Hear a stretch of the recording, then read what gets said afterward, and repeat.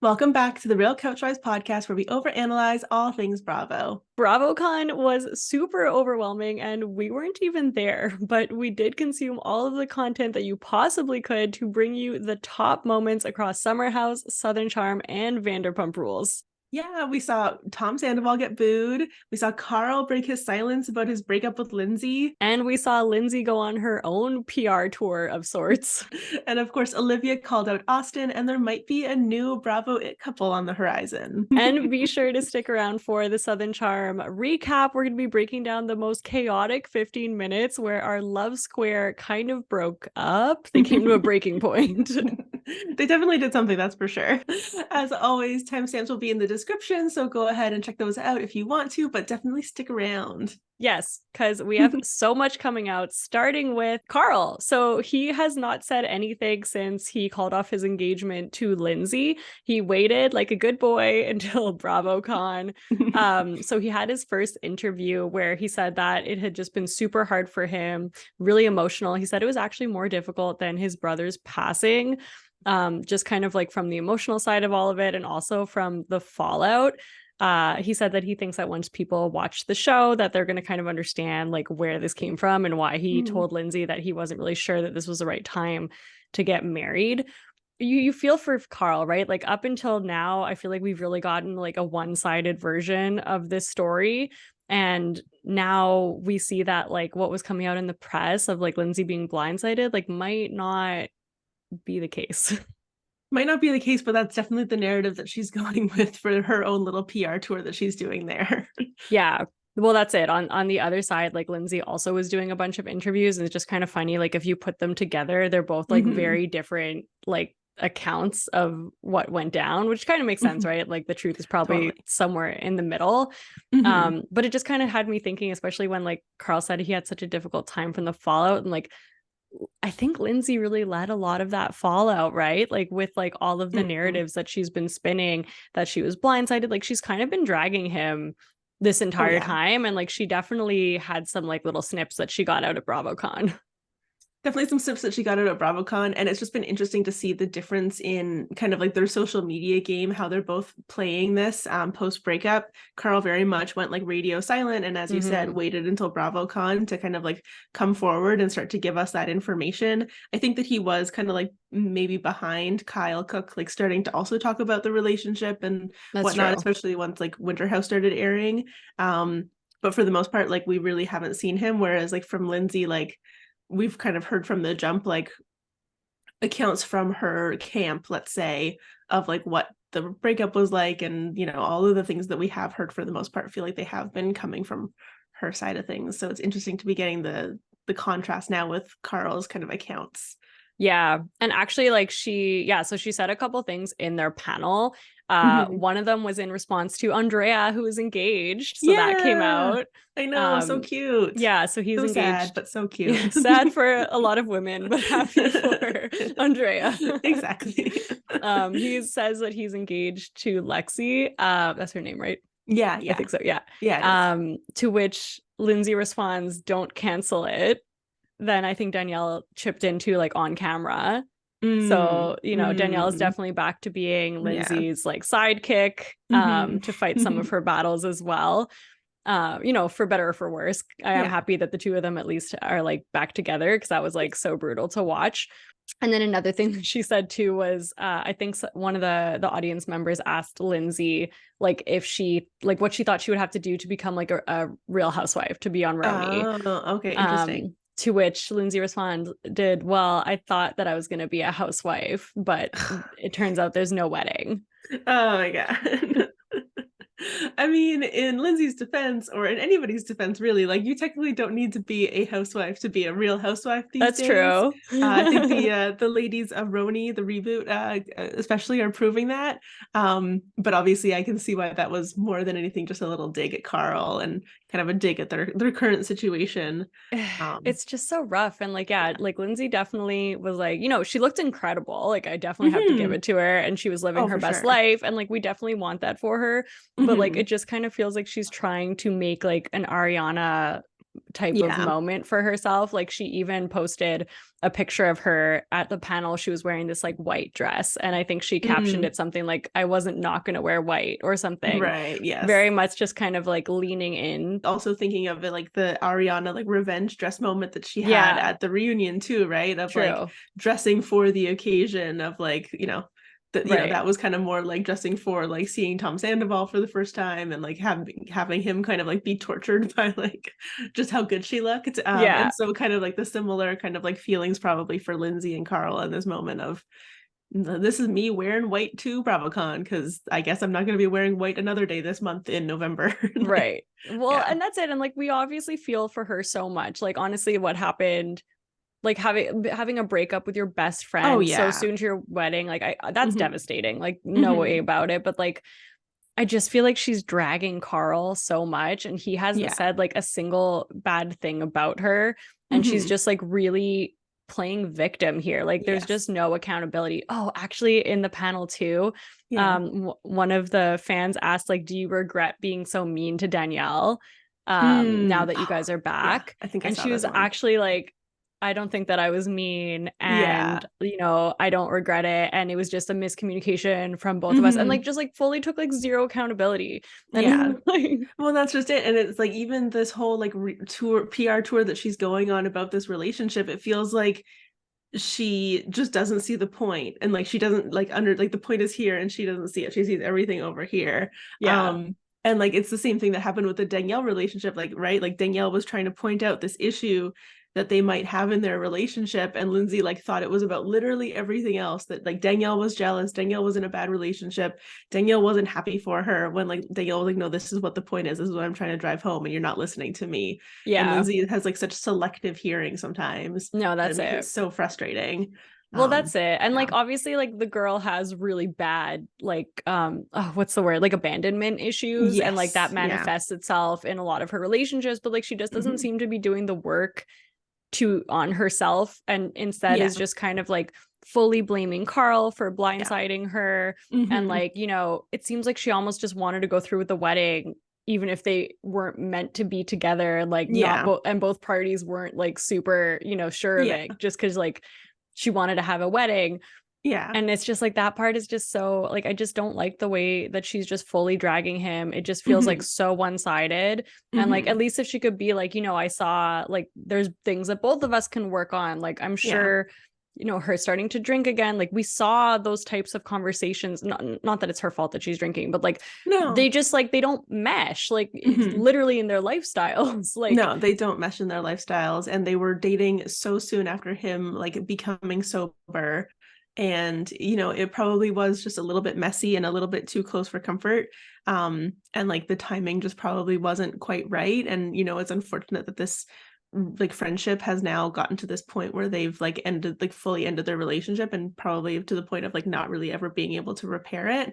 But at the same time, the way like the campaign that Lindsay is on is very much like making sure that they're never going to be able to be back to like a normal relationship, right? Like beyond a reconciliation as like a couple, like a reconciliation as friends feels like that's out of the question now as well. So, for sure. And to be fair, I don't know how you would work back from where they were. Like she, you know, whether there were signs or not, it's crushing, but it's just like, just like the way that she's spinning it is just so one-sided. Then she then like after BravoCon, like the day after or something, the interview with Nick Viall comes out. I know. People were so mad too. They were like, are you serious? Like, does this guy just have like BravoCon and now like he just has like an exclusive to like all of the BravoCon. Like I feel like Bravo must like hate him. Or they're like, how do we like bring him in? Like how do we monetize him or something? How do we make this our podcast? Exactly. And that too, like she kind of, it was very one-sided, and she like breaks down, you know, the day that the breakup ended up happening, and it was very just like, you know, kind of woe is me. And a lot of it, like a lot of the statements that she made in that Nick Viall podcast were very contradictory of one another, right? It was, I was blindsided, I had no idea, I felt weird for like the whole like 2 days before the breakup happened. Like I had no idea that it was coming. I was completely blindsided, but he was yelling at me all weekend. He was so mean. And he wasn't saying anything nicely. Like there's like a lot of like things like that just didn't kind of like fully add up. And I hope for Lindsay's sake that like she does kind of like go to therapy after this, get to like, have some introspection and, think about this like situation and see how maybe like there might be certain things in the way that she's conducting herself in this like from this relationship that maybe she can learn from for bringing herself into her next relationship, right? Because she will get over it, she'll get through it, and like she'll find somebody new and it'll be a better situation, it'll be a better, healthier relationship. But it didn't feel like this was the healthy one, unfortunately. No, for sure. And like on both ends, like there was definitely issues, I think, on both sides. Like I'm definitely not going to sit here and say it was all Lindsay's fault, because that's definitely not it. But it's just like, I feel like in this case, like the best thing that you could do is just go and live your life. And like, it is in this instance kind of making Carl look better, because like he's not going out and dissing her. Like he's being very just kind of like keeping it close to the chest, and he's like, I wish her well, and like I want to be in her corner, and like well, and sorry, that's the whole thing, but even on the last season of Summerhouse that we saw, we saw how different their fighting styles were, right? Like Carl is the one that like shuts it down, like, no, we're not talking about this, like let's save it for after the party or after the cameras go down or whatever, like, which obviously he didn't do for the actual breakup, but made some kind of exception to the rule for that one. Whereas Lindsay is the one who's like, no, let's hash it out, let's argue, let's get into it, let's talk about this, and like I'm gonna like yell at you all night until like we come to like a understanding. And like when you have such incompatible fighting styles, like that's usually a pretty good sign that like you aren't going to be able to get to a place where you resolve, because the other person's never going to be able to engage in those like difficult conversations with you in the way that you need them to. If one of them's going to shut down and the other one's going to like keep on yelling, like it's that's it. And like Carl is also super like anti-confrontation. Like he wasn't even able to write like Kyle and Loverboy like his email on like what he wanted to do for like 3 months. Like so it's just like it just didn't mesh. But anyways, other than that, the Summerhouse panel was like not, I guess, like not uneventful, but like that was kind of like the main, I think, like for drama and tea. If anything, they're all like super good friends. Like the girls were all just like, we're all good, which is like, I'm kind of excited for that. That's just it. I really hope that, I just wish they could like speed up these like the cycles of these shows so that we can see them a little bit sooner, because now I'm just so excited to see like last season, and or like the next season, and I want to see like what happened this summer so that we can like get into it. But anyways, I know we'll get it eventually, I guess. Super excited to see the season. So the other kind of big thing that came out of BravoCon was the Vanderpump Rules panel, which was like super, much anticipated. Sandoval was booed almost the entire time. Yay.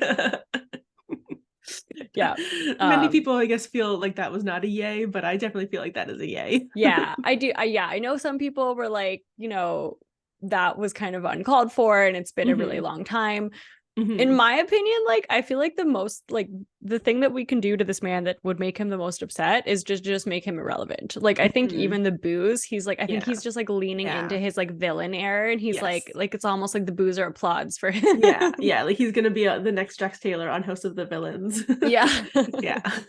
Well, and even like Lisa Rinna last year when she got booed at BravoCon, it was the same kind of thing, right? She was just like loving it. Like, well, I don't know, she was actually loving it, but she was claiming to kind of like love it and be like, yeah, I'm the villain character, woohoo. But he's definitely leaning into his villain era. Like I feel like now he just like gives 0 Fs. He also said that like Ariana was just sitting there with like stank face. He said like in an interview, and it's like, oh my god, like just stop. What is wrong with you? Like you're a 40-year-old man, come on. Also, can we talk about his outfit? Ugh.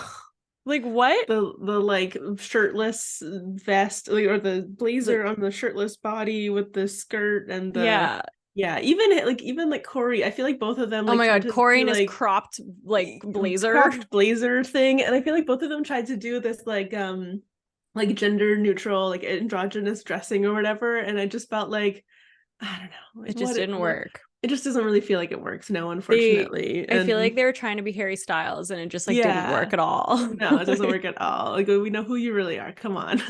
It was just a smug face. I know, those glasses. I hate it.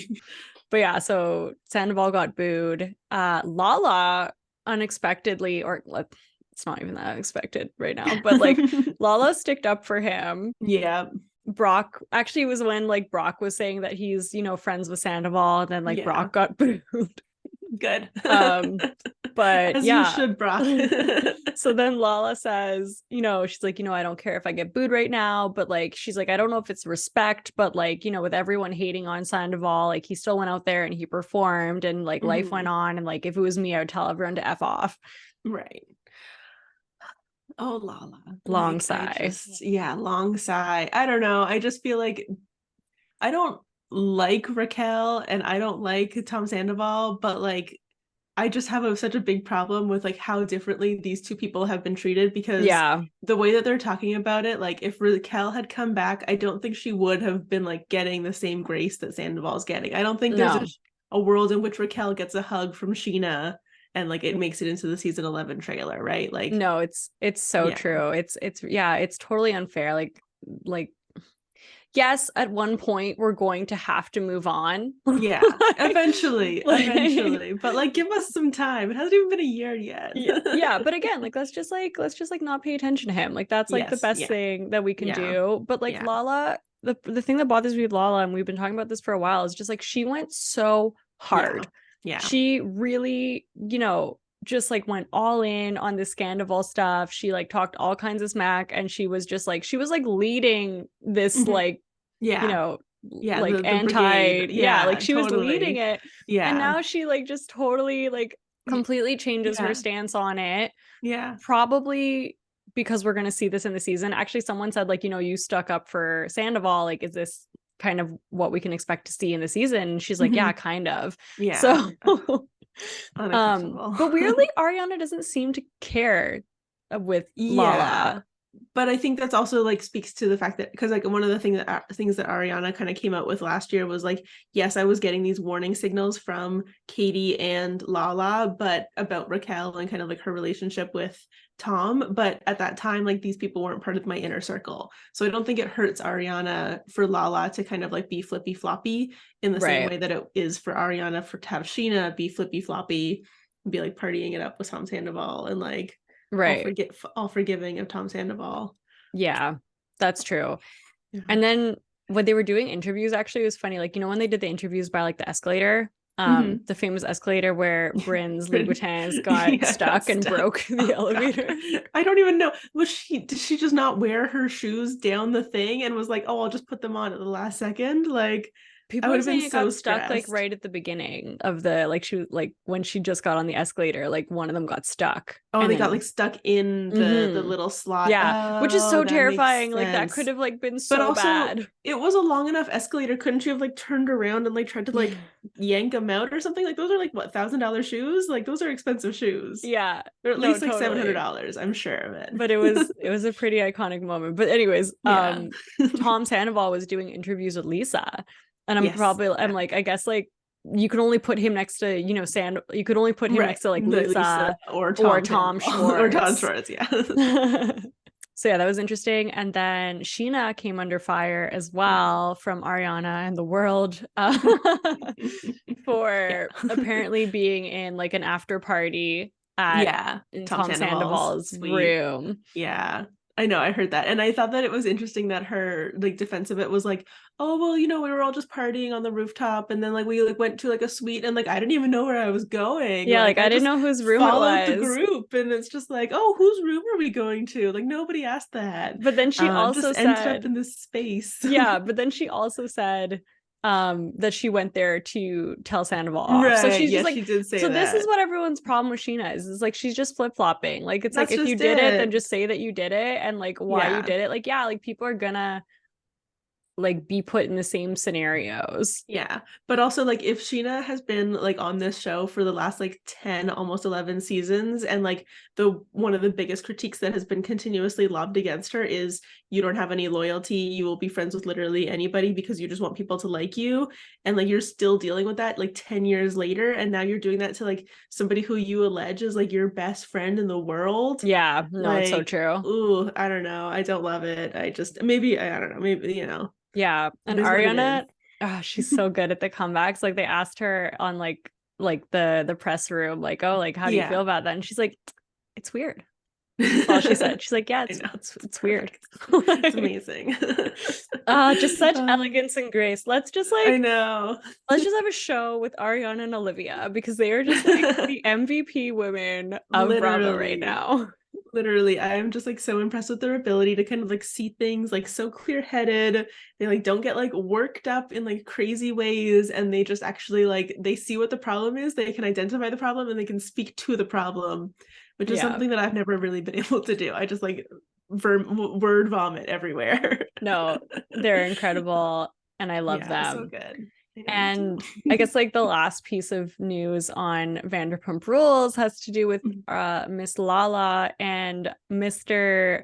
Captain Jason. Yeah, from Below Deck. Yeah, so I was actually shocked, like pretty surprised by this. Yeah. Like they asked Captain Jason like who he would want to come who like, he would most want to come on the yacht, I guess, and he said Lala. Oh, cool.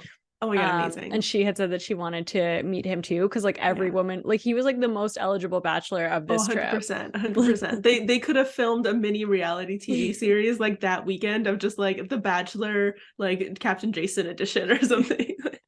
I just was really surprised at all the women that he seemed to like. And that like, well, obviously like him, but yeah. Yeah. Well, because the first two was Lala, and then apparently he also said Taylor from Southern Charm. I did hear that one. Yeah. So I was like, I feel like, what? yeah. What's he's got a type, I guess. He likes blonde women, youngish blonde women. I feel like Lala would eat him up. Like he's just like, if you watch him on the show, he's just like the sweetest, nicest like man. Aww. And just like I can't see it. Helmet. Yeah, I don't see it so much either, actually. But I do like who I think it looks like he might have ended the weekend with. Yes. So after all of that, we then see a stealth photo of him hugging Ashley Darby. Yeah. Ashley Darby is killing it at BravoCon. This is her hookup central. Yeah, Ashley is just like waiting for BravoCon. Yeah, I hope that one's real. Like I want to see what that one's like. I do too. I really want to see them like interact and stuff. I think that's super cute. I don't know. I just want like nice good things for Ashley.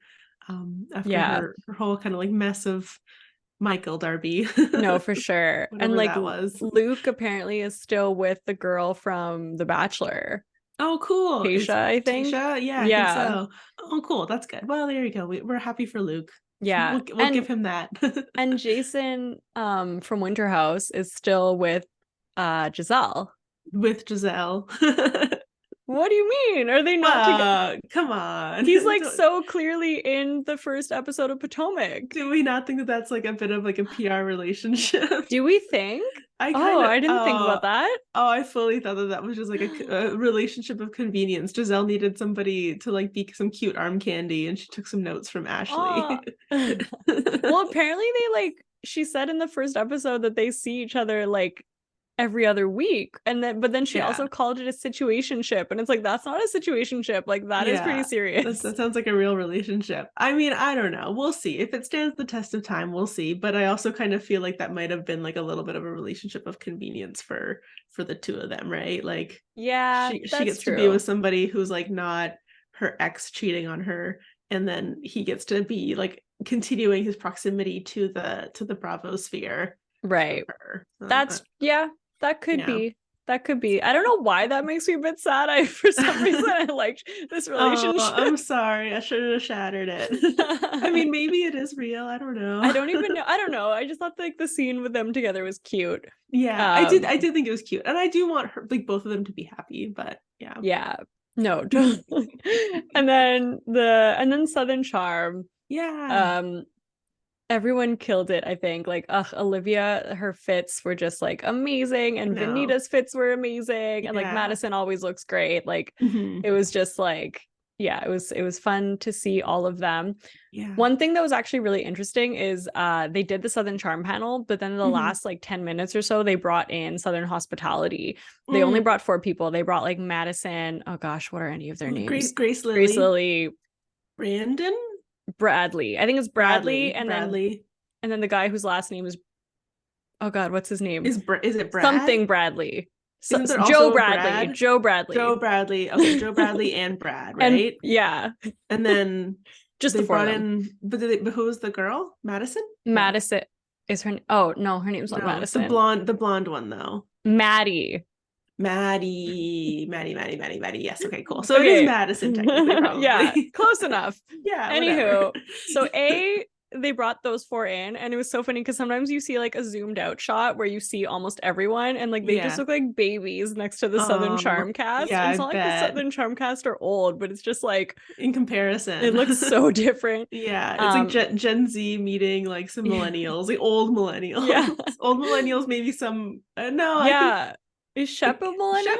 Shep might be like a Gen X millennial, kind of like, on the cusp, kind of. Right. But yeah, everybody else, I guess, is a millennial. But yeah, so I thought that was funny. And then I also thought it was funny that they did that at all, because they don't integrate these 2 shows in any way. And that was actually like one of our big criticisms of Southern Hospitality, is that like they don't take advantage of bridging this gap of like, okay, they work at Republic, so many iconic things of Southern Charm happened at Republic, and some of them do actually seem to be friends. Like I think it's like Brad, I think he went to, no, was it Brad? Anyways, one of them or 2 of them went to Italy like with Taylor and JT. Like you see them in their pictures. Oh cool. Yeah, that's just it. I know I have such an issue with the fact that they haven't like figured out how to integrate these 2 casts, because you like clearly have a whole audience of people who, in the off season of Southern Charm would be perfectly happy to watch something else. But like, we just have no ties to these people yet to even like really fully get us that interested in. Yeah. And putting the 2 together in the panel was like, it felt very disjointed. Awkward, like, yeah, like basically they're just like, okay, and now let's talk about Southern Hospitality. And then like you pan to like the Southern Charm people, and they're like so bored, and they're just like sitting on the stage, just like, why are we here? Well, and that's just it too, right? Like the Southern Hospitality kids like don't yet really have like enough of a storyline or enough of like a gripping kind of like drama to like really like have anything to drag them in either, right? So yeah, like the biggest thing this season, because they showed the preview, seems to be like Maddie having like a cheating scandal, I guess, with her boyfriend, who is always kind of like douchey, and I'm like, I don't care. Yeah. Like I feel like that's what happened last season. So and also like I don't like, he's not even a main character on the show. Like why is that like the main drama? Like yeah, no, that feels, I know it feels like so disjointed, and it's weird because like I can see why people would be like, oh well, it's just like supposed to be for like a different generation, so like why would it appeal to both of us? But like Beverly Hills and Vanderpump Rules did a very good job of appealing to like 2 differently aged groups of people, and still kind of like having enough ties between the 2 groups that it like made sense. I just don't understand. No, Vanderpump Rules did it so beautifully. Oh, and Levin's not even in Southern Charm, really. Like, no. So yeah, totally. I also am just looking at my notes, and I totally forgot to bring this up at the Lindsay thing. I still want to. Okay, yeah. One thing that Lindsay said. Sorry, just looping back up. Before we go to Southern Charm. So when Lindsay was interviewed on like the press area too, they're like, oh, Carl is saying that, he didn't call the producers. And she's like, oh, I love when people spin narratives. And I was like, are you serious? Are you like, what? Like, while you were spinning a narrative here. I love when people spin narratives that aren't mine. I would never spin a narrative. I'm in PR. I would never do that. Yeah. So anyways, I just wanted to bring that up because I thought that was interesting. Yeah. I mean, she probably thinks that she's being a little bit more sneaky about it. So maybe that's why she thinks that we won't be able to detect it. But come on, at this point, TikTok has taught us all the tricks. No, exactly. So yeah, that's BravoCon. it was, you know, there's lots of tea that came out. I actually thought like the more fun part was like what happened post like panels and like just like in the interviews or like what happened at night. I hope we make it there next year. I know. I hope we get to make it there next year too. It'd be so fun. I feel like we have to like really prep for it. Like honestly, even just watching people's stories and like that they went out at night and like, oh my God, it seemed like I was like, oh, this is a lot. Yeah. Like I feel like, well, that's just it. Like I feel like you don't want to go out at night because you're like, well, I have to get up early and like walk all day tomorrow. But the going out at night is when you like find the Bravo celebrities like out in the wild, like partying up as well. So you have to go out to be able to get those experiences. It's just like such a double-edged sword.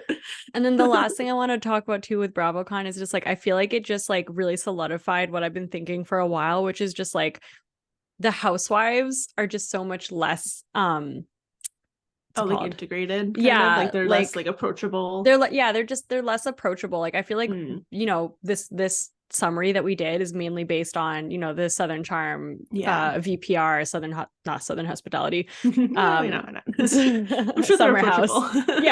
Because like they really, I feel like they bring you in. They were posting the whole time. Apparently like they're the ones who are out in the crowd at night, like going out with people, dancing with people. Like they do a really good job. That's why we got so invested with like, you know, Sandoval.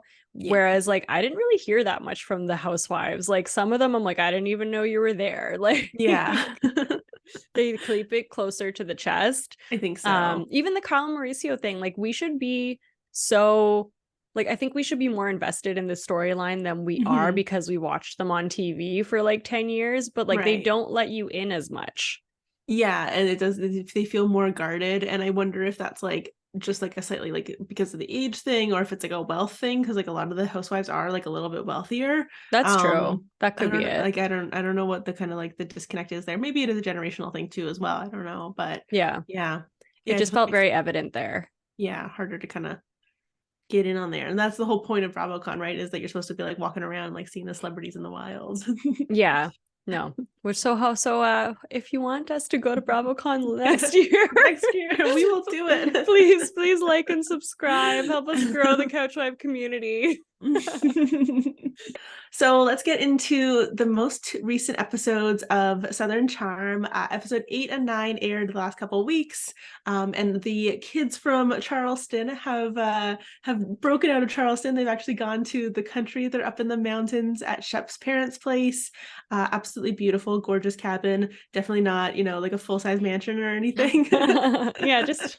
just you know, humble, quaint little space, country getaway as you do. And Taylor's family place too is like beautiful. It's so cute, right? Isn't it so nice? It's so nice, and also like so coincidental that like both of their families have these places here, and they're like 45 minutes away from each other. Like you can see Shep's place from Taylor's family's place. Right? Isn't that so crazy? I thought that was really interesting.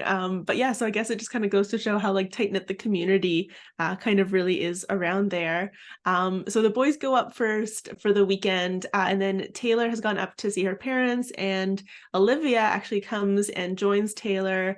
I think she kind of thought that maybe that there would be a little bit more of like a reconciliation between the two. So she was, I think, planning on staying the night at Taylor's place, and then after a somewhat interesting conversation between the two of them, she decides that she's in fact going to leave Taylor's house. So let's get into that one maybe. First. So okay, I don't know about you, but I actually had some feelings. I have to imagine that this was like very heavily like producer led, that like Olivia was gonna go up to Taylor's, because I was like, it feels kind of unfair. Like Olivia is still dealing with the passing of her brother, right? Like this happened so like not long ago. She's still like trying to deal with all of this. She even says, she's like, I don't have the emotional capacity to like, you know, bring in anything else. And she also says that like Taylor's family is like a weak spot for her. Like she really loves them.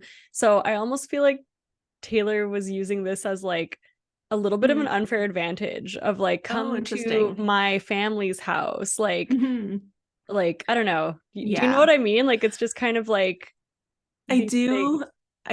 And I'm like, even just like thinking about it, like, I think the thing is that what happens when you have like a loss like this in your life, like you you just so quickly kind of like become like, not like, I don't want to say like short-tempered, but like you have like a very like limited bandwidth for BS, let's say, where like you just, there's like, okay, this is acceptable up until, okay, this is not acceptable anymore. You have like maybe a shorter fuse, like you're just in general, like you have a new perspective on life because of like what you just experienced.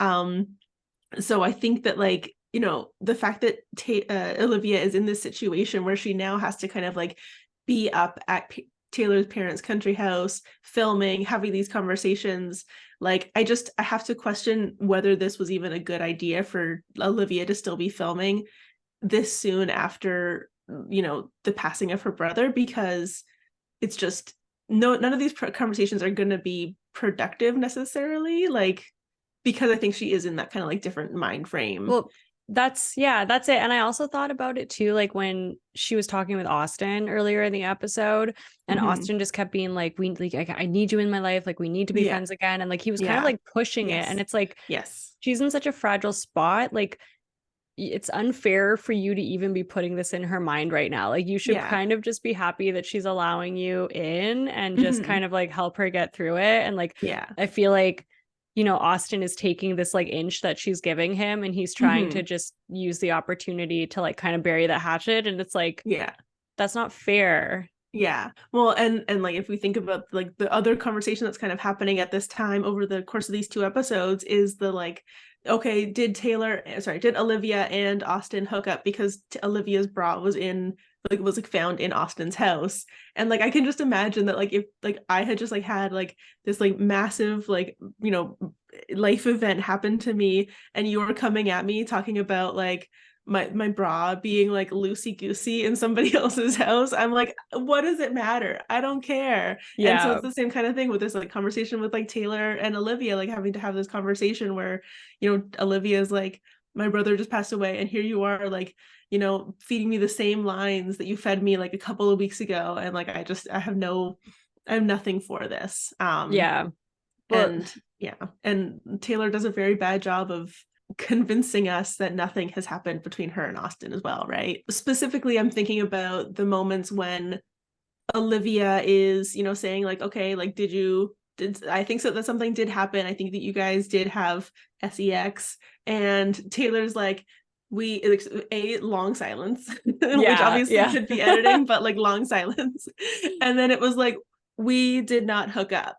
And it's like, okay, is we did not hook up like Bill Clinton's version of like, or Taylor and Greene's version of Bill Clinton's like, I did not have relations with that woman. Like, I did actually notice like no matter whatever someone says to her, like did you kiss, did you do whatever, she responds with, we didn't hook up. Yeah, we didn't hook up. Like a hookup is something else, and whatever we did, like I technically am not considering it to be a hookup. Like, oh, that's weird, good. I wonder right? if that's like her logistically getting around the situation.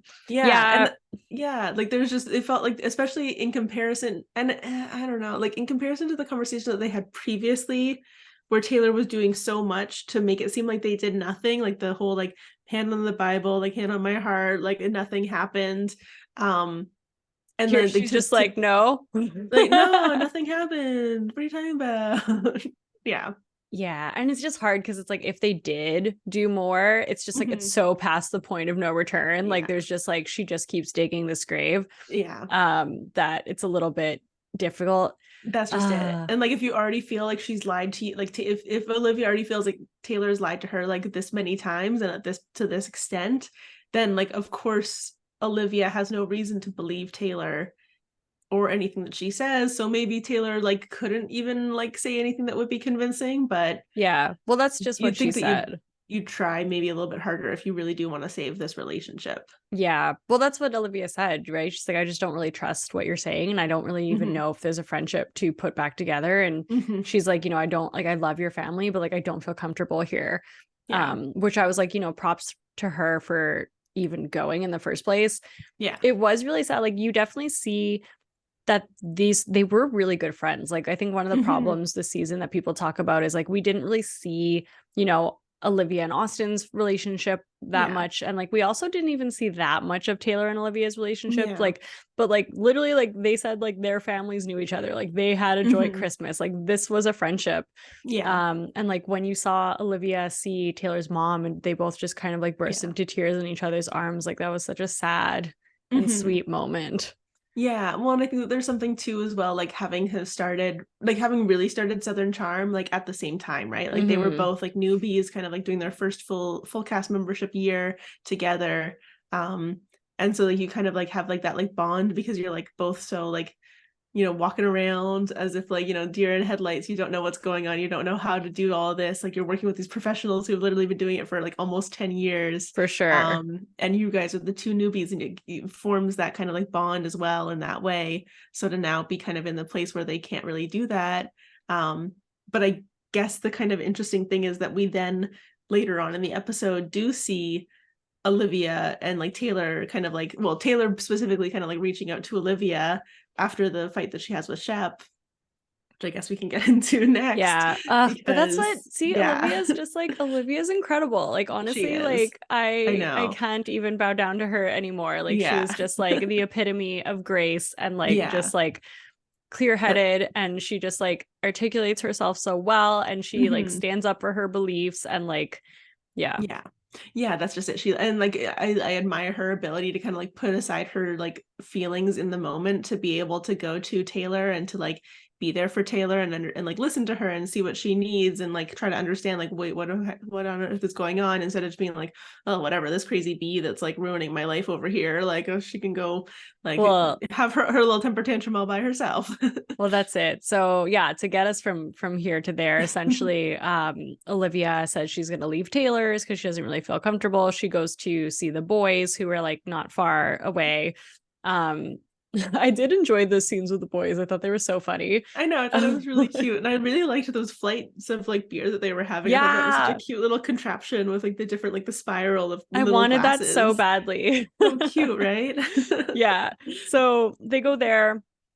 It's super awkward for Olivia. She's there with you know, Taylor, and then she's there with Austen. Yeah. They just had like bra gate where like you know, they had fallen asleep, or not fallen asleep, they were like cuddling. She took off her bra to get comfy. I really liked I liked Craig trying to defend her. He's like, Olivia just wanted to get in her cozies or something. Like, who wouldn't? Come on, you're watching a rom-com, that's what you need.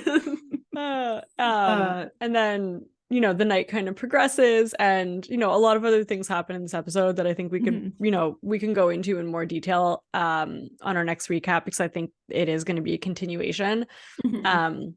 But essentially, Taylor and Shep kind of like get into it over ping pong. So ping pong of all things. Yeah. Don't play games with Shep, apparently. Oh my God, TLDR. Clearly. Yeah. So Shep has been, you know, holding all of this in. He's kind of been like an advocate for Taylor. In this episode, we actually we get confirmation of what we had been suspecting, which is that he feels guilty that Taylor is now receiving all of this hate and is kind of an island, because he feels like, you know, the way she's acting is very much in response to him cheating on her and like everything that went down with him. So I think we had talked about that in another episode where like, I wonder if this is a little bit like guilt. Him. Yeah, exactly. Helping to make up for it. Yeah. So he does say that. And then I think like, I guess Shep was playing ping pong with Rod or something, and or JT or JT, someone. JT, okay, JT. And then JT comes out because he had won, and Taylor's like, oh, we're the champions, and Shep just goes off on her, and he's like, you didn't even play, like, don't F with me, like, oh my God, just like I literally wrote down, I'm like, okay, so douchebag Shep is back. Like totally. That's just it. Like, I feel like we've seen, it's been, we so rarely get like this specific kind of like glimpse into Shep's kind of like other personalities. But in this like particular moment, we're like, oh yeah, every once in a while Shep just like has like a bad season or a bad moment, and it's like really bad to the extreme. Yeah, this is bad. And this is like, is this why you are like 40 something years old and like fully single and like can't like really keep, like, I obviously really know that he doesn't really want to keep a partner, especially after the next comments that he makes. But like, is like, I as a 30 something year old woman would never want to be with a 40 something year old man that like responded this way after losing a ping pong match. Like, yeah, he's so condescending. He gets so angry, and it's like, I know Craig was like, oh, you know, like this was bound to happen, like this was boiling up, and like even Shep after he kind of like shrugs it off of like, oh, I just had all these emotions clearly that I was pushing down. But it's like, yeah, they'd flashed back to last year where, you know, he called Taylor an like idiot because she like lost an egg toss game or something. And it's like, no, this is just like, you are mean. Yeah. But yeah, so I wrote down what he said. So yeah, so basically he's like, don't F with me. And he's like, you're poking the bear. Like, do you like that? And he's like, do you like poking the bear? And she's like, do you like cheating on me? And he's like, sometimes it was fun. Shep. Like, Shep. To which Taylor goes like berserk, which like, you know, I would too. I think. Like throws her wine on him, and then she's like storms out, she's crying. And Olivia is like, what's wrong? Calm down. Like, what happened? Which is just like so amazing, and exactly what like I think as an audience member, like I just really appreciated that moment, because I just felt like that was a beautiful, genuine moment between two people who like were best friends at one point in their lives. And it's just so hard to believe that like something like that would like it's very vindictive for something like that to have come out of like Shep's mouth, and to have said that out loud to like his ex-girlfriend who he like claims to have cared so much about. And we just saw that like moment between him and Taylor and baby Craig or little Craig, and like the dinner party, right, where we felt so emotional, we felt so sorry for Shep, and now here we are like 3 or 4 episodes later and we're like, oh yeah, okay, there you go. And this is kind of the best part of Southern Charm, that like you just like, it's such a roller coaster of how you feel about people from like season to season, but even within the season, episode to episode, like just that's true. Man. And this episode in particular felt like it had like so many surprises. Like we obviously saw the like preview for like next week, last week, and it was like, oh, okay, like Olivia and Taylor are somehow going to end up at Shep's house, and like it'll be like something will ensue. But there was no way that I thought that like all these like mini little fights were going to kind of be breaking out at the same time. It was and then amazing. It was also so shocking that like we knew that at some point Shep and Taylor were going to end up in bed together. I did not think it was going to be the night after this fight. No, not at all. Like after he said that to you, oh my God. Yeah, never in a million years. I definitely thought that was going to happen during the Jamaica trip. Yeah. Oh my God. I was like what transpired between like him saying that to you, you throwing a drink in his face. To this. And she tried to back out of it the next morning. She's like, oh, like basically like, oh, are you sad to like sleep in the bed with me, but like not really be in the bed with me? And like you could tell, I think she's trying to make it seem like nothing happened, right, he called her kissing bandit, like obviously something happened. At least a little something happened. And I have to admit, like, so you know, I know that we've been like talking about like, okay, like Taylor must be going through something, I think to like have seen this moment happen, or like whatever, like the next morning kind of moment happen, I'm like, oh, okay, no, Taylor's like really going through something. Like you do not get back into like bed or whatever with your ex after he said something like that to you without like you like really having like some tough, like, I don't know if it's like a self-esteem thing or like validity thing, or like exactly what's kind of the motivator behind it, but like that doesn't just happen. But it's just like circumstances. It's just she's just making all the wrong choices. And like imagine Olivia, who's like, I literally, you know, put a pause on my anger for you to be there for you, and then you're just gonna go back and do this. Okay, like you're just back in bed with Shep right now. Okay, perfect, cool, like, totally great. Normal. And actually it's funny you say that, because even JT, who literally, you know, could like Taylor could do no wrong in his eyes. Even the angel arrives. Even he was like, what? He's like, no, there's no coming back from that. No, he's like, I want to go home. That's just it. Definitely. And end of the trip for everybody now. It's time to go home, time to pack it up.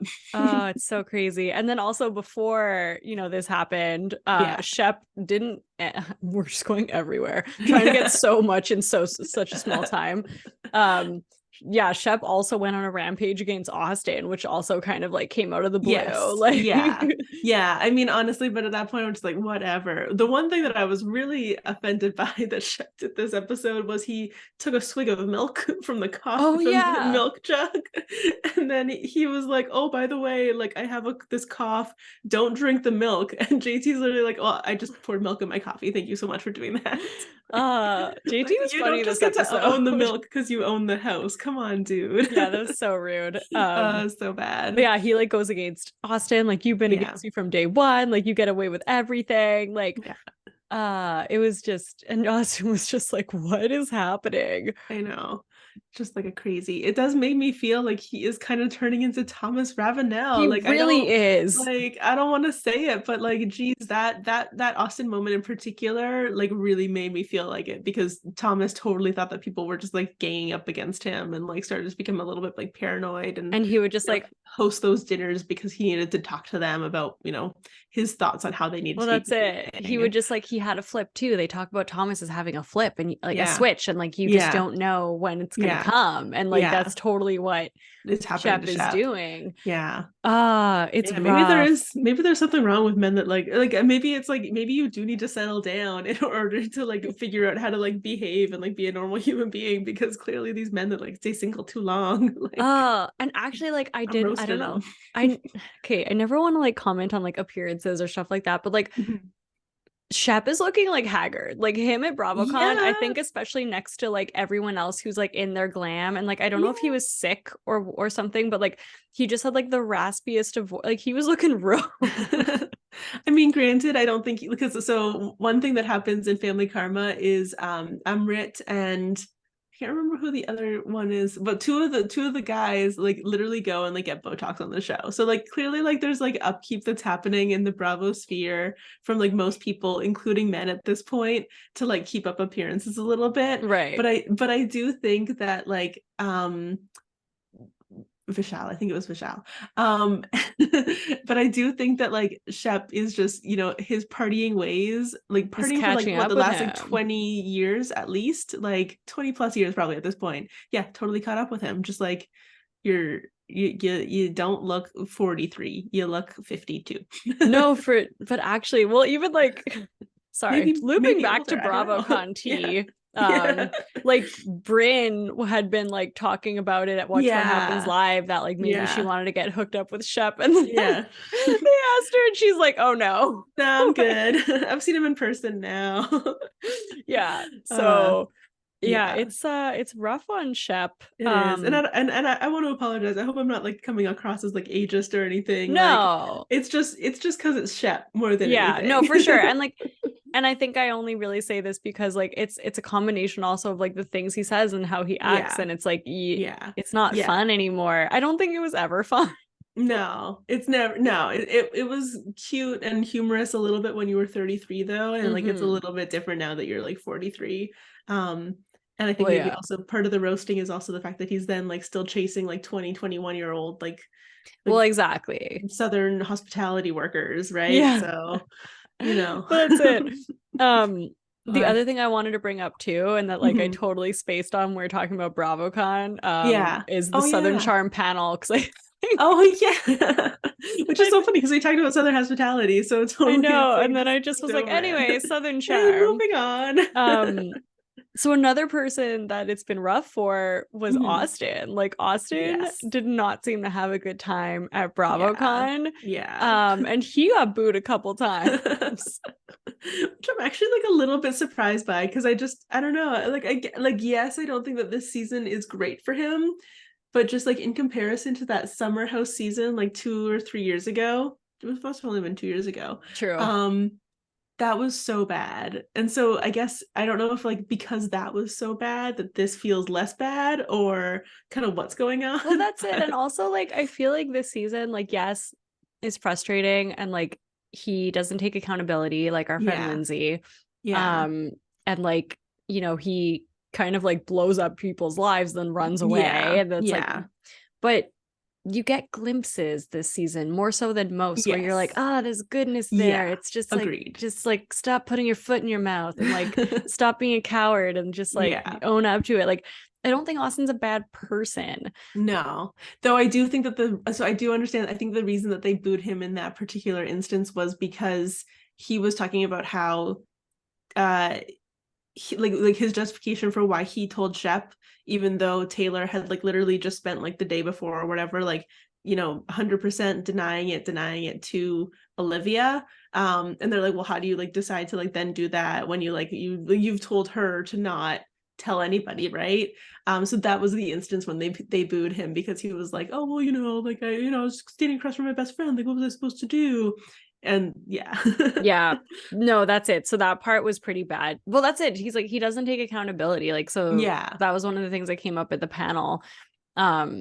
Was like, did you feel bad when you told Shep? And then like after you had basically gotten Taylor to lie to Olivia. And he's like, no, I don't feel bad, because like, what was I going to do? Lie to my best friend? Right. And then like, Olivia's like, well, that's what you made her do. And he's like, right? Well, I didn't have a gun to your head. Like you know, which is such a Sandoval answer. Like, right. It really is. It really is. And it's like, well, but then what are we witnessing here now too, right? Because like clearly you guys had like, yes, you didn't have like a gun to her head. Okay, sure.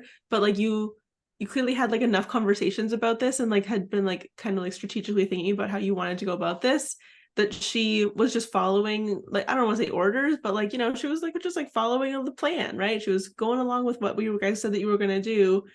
And like, you were the one that broke away from the plan. You didn't tell your plan buddy that you were breaking away from the plan. So yeah, I don't understand. that's and like, it. yeah, and Taylor didn't do a great job of then like following up to Olivia and being like, hey, by the way, that thing that I told you I didn't do, I definitely did. But anyways, yeah, problems. yeah, lots. Taylor actually was very like subdued on the panel. Yeah, like I can imagine wanting to probably lay low a little bit after having a bit of a tumultuous season. Yeah, that's it. Then and so so Austen took a little bit more of the heat, which is, which I think is fair, because Taylor's been taking most of the heat up until now from like the public and like everything like that. Well, but I did think it was interesting because in that little exchange between like Austen, Taylor, and Olivia and stuff, like even in that moment, Olivia was calling out Austen in an attempt to like help cover up for Taylor, right? Like help be like, well, the reason that she did that is because you told her that this was the plan. She was doing what you told her to do. So it's interesting that Olivia, like, still, even though she's not friends with Taylor anymore, is still like sticking up for Taylor. And I think even in that moment, Taylor said something that was like, oh, well, like, whatever. Like, I don't know. Like, she was just like saying something that like wasn't then, thanking Olivia for putting Austen in his place or anything like that. So it just feels like there's this weird disconnect between the two of them. But it's rough. It is. And they're not friends, right? Like on Watch What Happens Live, like Olivia said, like they're not friends anymore. She doesn't find her trustworthy. So that's really sad. The last thing I wanted to tell you about, I don't know if you watched the Watch What Happens Live with Austen and actually Alex Cooper from Call Her Daddy. Yes, I did. You did? Yeah, I thought it was really good. It was so funny. It was funny. Call Her Daddy just like really, or I guess her name is Alex Cooper. She just really put Austen in his place and like called him an F-boy, and that like, it sounds like what he's saying is rehearsed, and like he was so distraught. I know. He's not used to being like that close to somebody who's calling him out. She's just like, this is what's wrong with you. This is what's wrong with you. And your outfit is stupid. And even Andy was like sticking up for him. Yeah, I know. Which is so funny though, because like I feel like Andy was kind of dragging him, but then when someone else drags him, he's like, whoa, wait, stop that. I have to protect my stock in Bravo. He's like, only I can call them stupid. Like, but very much so. It's just and you could tell like I don't think Austen is like used to having this type of reaction, and like I do think it really bothers him with like in reality. On the Reality Bites podcast, they talk about it a lot because like they, were producers on the show and like they know him. And one of them says, like one of the things with Austen is like he just won't. Apparently they would tell him like, just lean into it, like just take the jokes, like just don't take it so seriously. Right. Yes. And like yeah. and it would kind of go away. Yeah. But I also feel like sometimes that's unfortunately what makes people good reality TV people, is that they can't just take the joke, they can't just let it go, they like have to like, you know, do something. I don't know, they have to they have to do something to like, you know, keep it moving forward, right? To be able to like, you know, propel the storyline further and like dig themselves into deeper and deeper graves. that is true. That's all that happens, Austen. And then sorry, I'm so all over the place. No, you're good. The last I would like to go into Southern Charm in more detail. If you want us to, you know, do a more detailed recap next week, we totally can. We just wanted to get into BravoCon a little bit. But something I really enjoyed this past episode was Conspiracy Craig. Oh my God, I did not. I was completely the opposite, because I just think I take him too seriously. Well, this is the thing. Like, if he was my friend and he was saying this to me, I would be so frustrated. But I think it's just hilarious to watch. I'm so surprised. I'm so the opposite. I'm just like, oh my God, don't give him any airtime. Like, don't let this happen. Like, let's just lock this down. Like, don't feed into it. Ignore it. That's fair. I don't know. I thought it was just so Looney Tunes. It was just so insane that I was just like, oh my God. It was pretty Looney Tunes. And I thought it was cute that they all wore like their little tinfoil hats, and they all had like individual styles for like what they thought the tinfoil hat should look like. But it just makes me wonder, like, how does Paige put up with this? Like, well, that's just for real. I just don't know. She must, like, I don't know how she humors it, because like, I couldn't do it. Because like, couldn't be me. It's not like he like. I very much think he thinks this is real, especially when he's like, what do you guys think about pandas? No. And then like, no, he definitely thinks like, this is real. I really wanted them to be real. And they're like, what are you talking about? I know, crazy person. Like, all of the conspiracies, like, just like, well, I remember from like that season in Southern Charm when he like wouldn't get the flu shot because he's like, it'll make me like walk backwards. I saw this documentary about a cheerleader once that got the flu shot and she walked backwards for the rest of her life. It's like, okay, that sounds great. Yeah, Craig. One thing that I really just wanted to like touch on was the conversation about Olivia and Rod, because they kind of like, he very much wanted to like DTR, and she was very much like, actually, I'm very interested in like seeing other people right now and like not DTRing. And I just thought that was like so inappropriate for like, you know, obviously we don't know exactly how long it's been since her brother passed away, but like to think that like you now feel threatened by Austen, so you want to lock in this relationship with this person, even though she's like literally just had this very traumatic thing happen in her life. I just thought that was weird, and no, it's so true. Acknowledge that, because I had an issue with that conversation. But that's it, and it goes back to, I feel like everyone is trying to like get these things out of Olivia, like for their own selfish gain. And it's just like not the time. Yeah, they just keep coming at her. Like, what is going on? Yeah, and she's like, just like let her be. And like, someone who has just experienced a trauma like this, like she's not even in her right. Like, even let's say she said yes, like that's not like a like. No, it's not a good foundation for a relationship when you like literally like started dating. Just and it was disappointing because I've really liked Rod so far, and I feel like he's been such like a level-headed like presence in the show, and he like he and like, yes, a lot of people are like they have no chemistry. I actually feel bad for both of them in this scenario, because like I feel like she really likes him as a person, and she was really nice the way that she let him down too. Like she validated his feelings, and she wasn't like, you know, rude about it or anything. And it sucks for him too that like I just don't think that she's like as into it as he is. Right. But yeah, totally not the time. Well, that's just it. Way too soon to be kind of like at a place where you're like, okay, let's be exclusive now, because I don't want anybody else to date you, and I can't stand to hear about like any potential things that you might be doing in Charleston that might not involve me. That's kind of the like, I don't know that he wasn't like in the possessive kind of way like that, but I do think that like I'm confused. I'm a little confused by his motivation to do that, considering we just had like the whole like bra gate episode where like, you know, clearly he's having some issues with the fact that Austen kind of like maybe got a little too close for comfort, and so now he's like having this conversation at the cabin with everybody present with her. Anyways. No, those are my totally thoughts. I get it. Anyways, we could honestly talk about this for days, Forever. But but it's already been 2 hours. For now we'll leave it at that. What are your thoughts on BravoCon? Did you go? If you went to BravoCon, please tell us about it in the comments. We'd love to know your thoughts. How are you liking Southern Charm?